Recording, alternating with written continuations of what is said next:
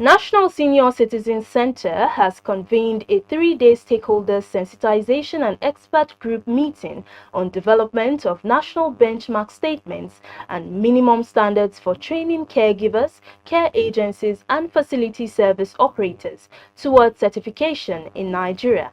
Clearview's Imefonokon, who was at the opening ceremony, reports that top on the agenda is to consider the state of care services for older persons and build a consensus that older persons have a right to dignity and security. In Nigeria, as in most countries of the world, families mostly provide the needed care for older persons. It is a common fact that the number of older people in Nigeria is growing by the day. The latest NBS survey 2022 shows an increase of 2 million from the 14.8 million in 2019, and it is expected that it will double to 30 million in 2050. Research has also confirmed that urbanization, migration, technology, working role conflict of family caregivers, and other non-cultural factors correlate with insufficient support systems for older persons, increasing the care burden of few family caregivers who provide care without any training or support.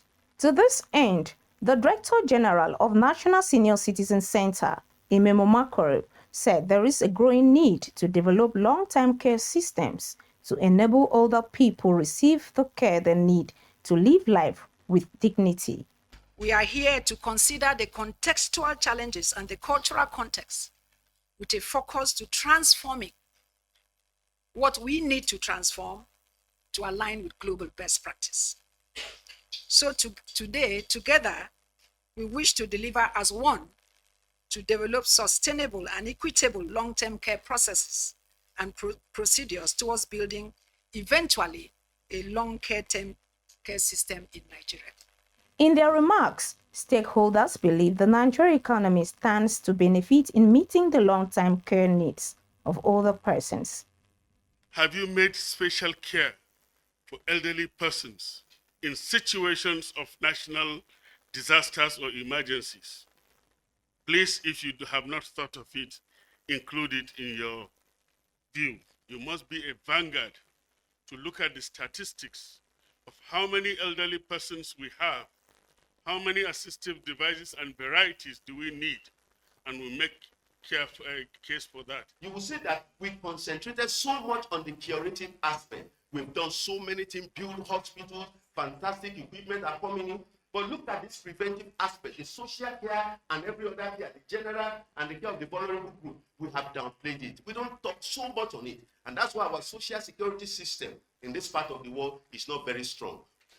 From the Federal Ministry of Health angle,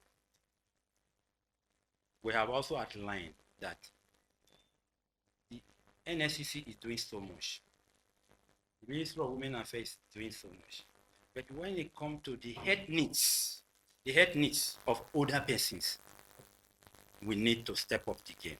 Highlights of the session included the signing of a memorandum of understanding between the Federal Ministry of Health and National Senior Citizen Center.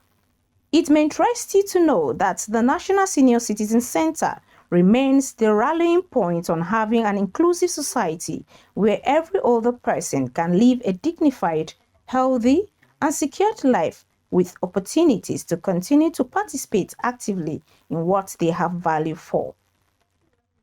Imefonokun reporting for Clearview News.